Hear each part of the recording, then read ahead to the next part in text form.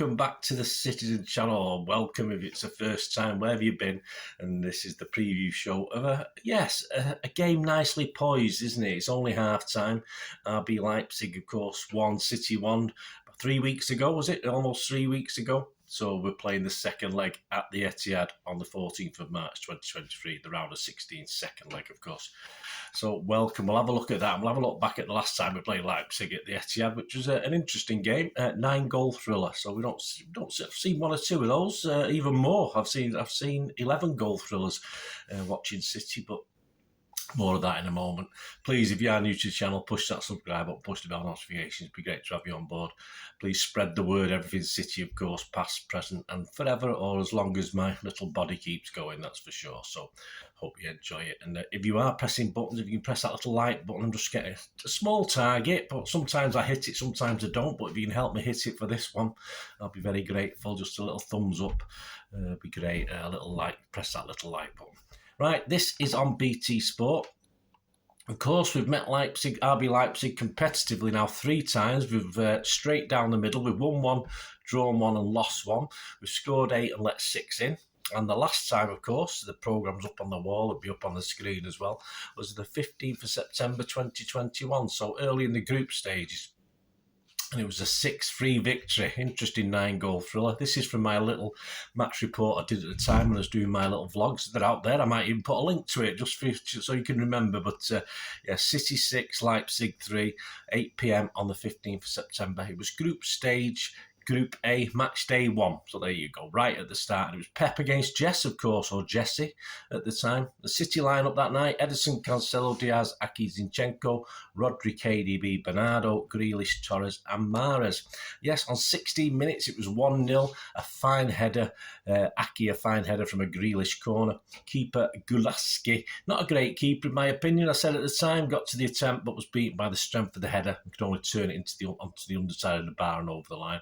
28 minutes, all seemed to be going well. 2-0. Nordi Mukiele got himself a poacher's goal, sadly. Sadly for him, it was in his own net from a quality KDB ball into the box that just led to outright panic. He had a City player behind him and panicked and stuck it in his own net. But on 42 minutes, credit to them, they were back in it. It was 2-1. Not for the last time. City seemed a bit lacklustre in defending, I said at the time, as good Leipzig players, City at 6s and 7s, resulting in a cross that was headed back into the danger area where Christopher Nkunku, well, he won't be there tomorrow, we'll mention that later, planted the ball beyond Ederson. City plenty back, mainly ball watching, unfortunately.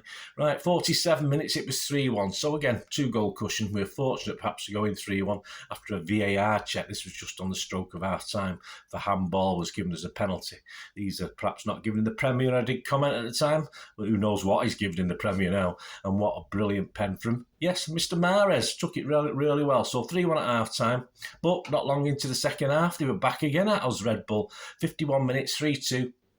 Like a knife through butter, Red Bull got it back to 3-2 with KDB left floundering, almost streamed forward, and Nkunku was there again to head home from a player's cross. He was alone, unchallenged between Diaz and Aki. 56 minutes, it's 4-2. Grealish was relishing more space on the wing and cut inside. Sterling, or Mahrez, as I did say at the time, to curl it inside the far post. Leipzig gives City and Jack far too much room to play him. 73 minutes, 4-3, but alarmingly, again, Leipzig had their warm butter knife out as Nkunku got his hat-trick. A great finish with Ederson well beaten. 75 minutes, 5-3. Thankfully, we had no time to dwell as Cancelo took responsibility and struck a brilliant goal from 25 yards. 79 minutes. Would Leipzig finally lie down now? Well, the cause wasn't helped by Angelino leaving the field for a second bookable offence. He was clapped off by the majority of the City fans. Not for being sent off, but for being a City player, surely. 85 minutes, it was 6-3 after a VAR check. Jesus' goal was allowed to stand after pinballing the box. Fell for him to finish off the scoring. Job done, I said, but not as easily as the 3-goal margin implies. We'll take that tomorrow, though. We'll take a 3-goal margin. And my man of the match, it was almost KDB, I said. A great return. He'd been out, but as a reward for a game he's perhaps dreamed of and enjoyed, Jack Grealish got it. So well done, Jack. So you did have good games last season.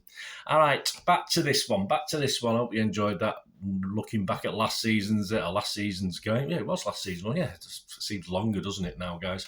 Who's in charge of this one? Well, we've got an interesting character. His name's Slavko Vincic.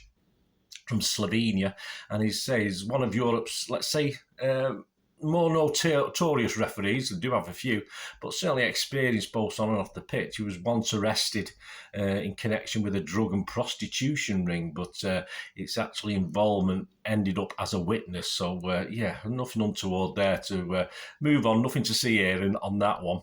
He's ref 2 City games up to now. He ref City back on the 6th of December 2016, yes, in the Group C game against Celtic, a 1-1 game. Oh, those Celtic fans are still at the Etihad, aren't they? I don't think they've gone home yet. And on the 26th of November 2019, he refereed a Group C game. Another draw, another 1-1 draw, so we've not won under him yet against Shakhtar Donetsk. So 2 1-1s, hopefully this won't be a 1-1 as well.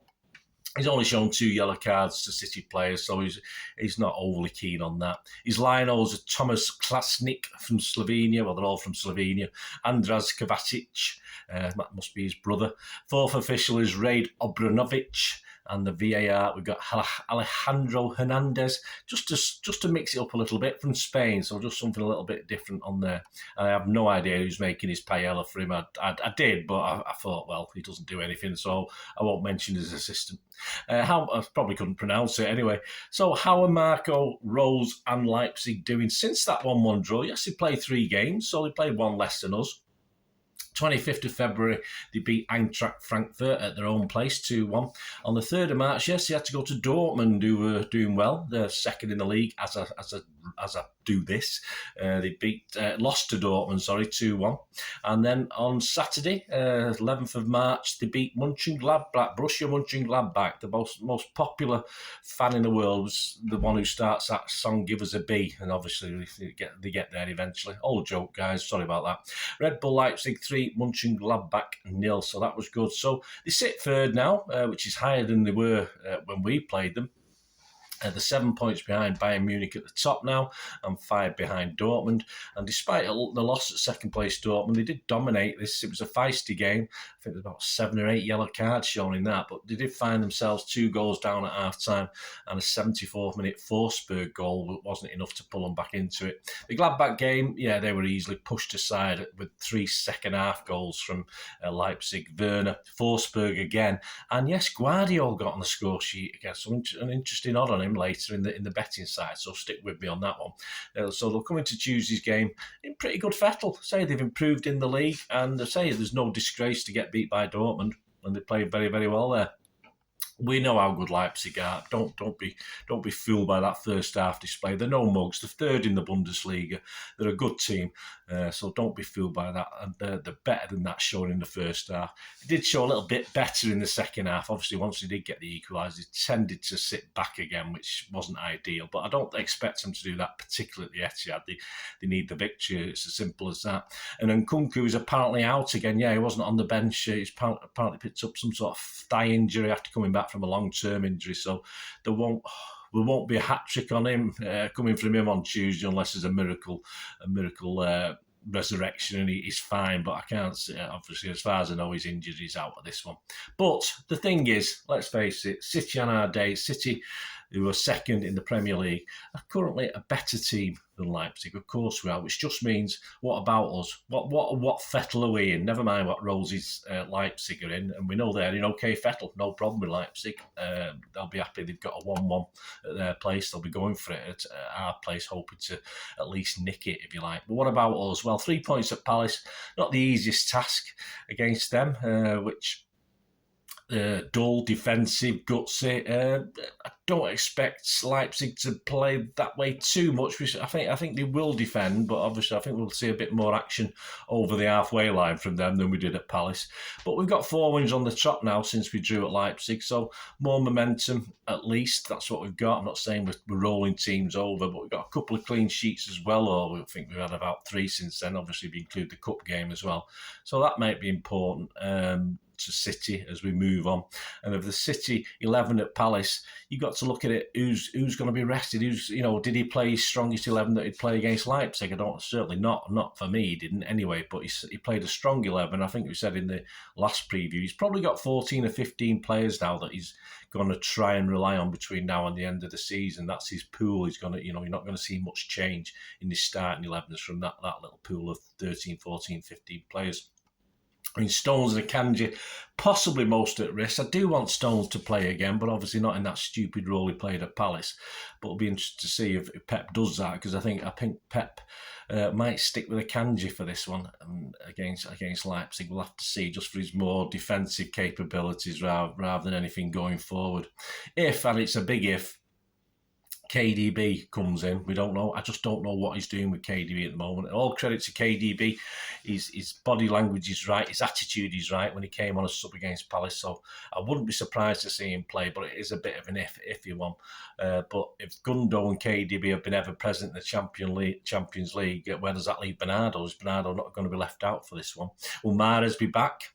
Surely he will be, isn't he? He's obviously going to get a bit of a cob on if he isn't. And who for? Is he going to be back for Foden? Is he going to be back for Grealish? Or is Pep going to squeeze them all in somehow?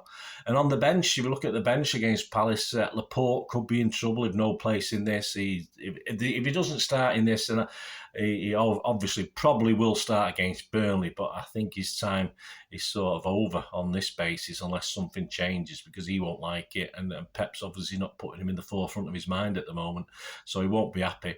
So we'll see. Walker and Lewis, of course, have we seen the last of Lewis for a while? Has Pep now put Lewis back into cold storage, if you like, and thinking he can do stuff with, let's face it, he gave Walker 5 minutes against Palace, didn't he? So perhaps he is off the naughty step. But does that mean, with the introduction of Stones the other day in a role perhaps Lewis could have played, that he might be back on ice for just a little while? We'll see. And Alvarez, will he put him in? But surely he'll probably be on the bench again. As I said, I don't think he minds at the moment. Eventually he will mind, but certainly not at the moment. So on that basis, a few ifs and buts and wherefores. This is my 11. As I say, if I get 8 or 9 of this, I'll be happy, because I can imagine certain players coming in that I've not put in this. I've made a big shout on this one. So I'll go with this team. Let me know what you think. This is by far not particularly what I want to see, but this is what I think will probably happen. Ederson, Walker, Diaz, Akanji, Aki, Rodri, Gundo, Bernardo, Mahrez, Haaland and Grealish. So big shout, no KDB again. Won't be surprised to see him playing, but I've discounted him. I'd love to see Stones back as a centre back, but as I said, he may stick with the Akanji Diaz pairing. Haaland has been poor. Haaland has been poor for the last 2 Champions League games. He's not done very well. People say he was poor against Palace, apart from the penalty. But surely Pep won't drop him for this. Surely Pep will play him. Or will he go? Will he go for old-fashioned false number 9 again? Will he rely on his midfield players, which will allow KDB to come into Reading, that I've not put in my team there? If Haaland doesn't play, KDB might be in that 11. So interesting. Let me know what you think, guys. Let me know your team. It'd be great to hear from you for this game. Andy Morrison's prediction for this match, a 3-1 victory for City. And my prediction for this match, also a 3-1 victory for City. So we're dead level on that one, so let's see what goes on. Anyway, let me know your thoughts, guys. It'd be great to hear from you. And a quick look at some odds. I won't go into great detail today. It's been a longer vlog than usual. Please, I don't condone gambling when the fun stops. I mean, the general odds at the 12th of March, this is when I'm doing this, all prices are average. You may get better if you shop around. Of course, to win the Champions League, City still favourites, as we have been for many seasons over the last few seasons, till we get knocked out. 2-1 for City. Bayern Munich at 11-4. Real Madrid and Napoli are both 6-1. Yeah, so Napoli have come into this for the first time. Match odds, City are 4-11 on to win this. So not the shortest odds. A draw is 4-1. Leipzig are 7-1. First goal scorer, well, Haaland's a 2-1. There's no real value there. Werner is an interesting one at 11-1.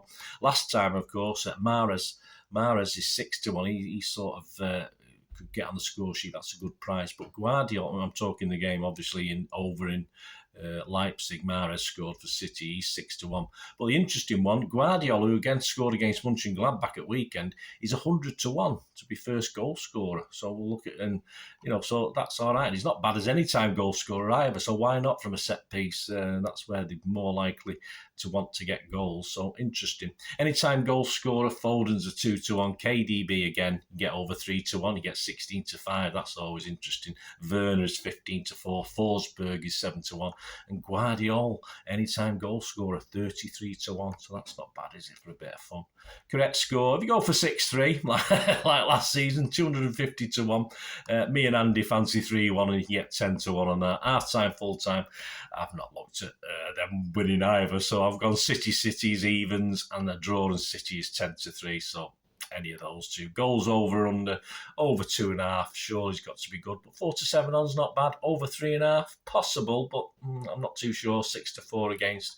Hat tricks for Haaland's a 9-1. Not very kind. He's not scored one for a while. Must be due one. To score 2 or more is 13-5. Both teams to score yes is 4-5. Yeah, I don't disagree with that. I know his evens. Winning margin. City 1 goal is 11-4. City 2 goals is 10-3. Yeah, it could be a 3-goal margin, but as I said, I fancy a 3-1, 2-0, something like that. Leipzig, a 1-goal winning margin finally. You can get a 9-1 on that. So there you go. Let me know what you're having a go at. Let me know what you fancy. Let me know what little bets you're having before the event or after the event. It doesn't matter. Rub my nose in it after the event and tell me what you've won. But as I have done most seasons, at 2-1 for City to win the Champions League, yeah, I'd love it to happen.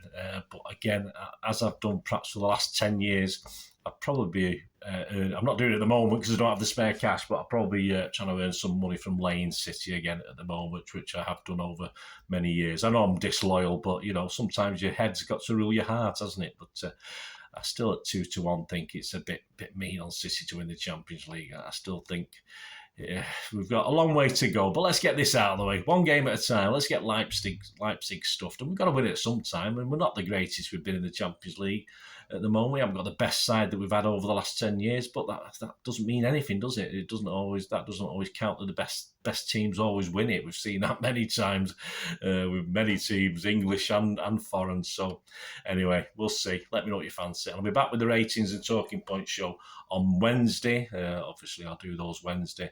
And coming soon, I think it'll be it might be Friday. It could be Thursday, depending if we can get all the information together for the referee and who's doing what and where for the City-Burnley FA Cup preview course, which is coming up on Saturday. So join me for that. Thanks for watching, guys. Let me know your comments. It'd be great to hear from you. Thanks for watching. Until we meet again, I only ask one thing, don't I? Please stay safe, Blues. Come on, City. Bye for now.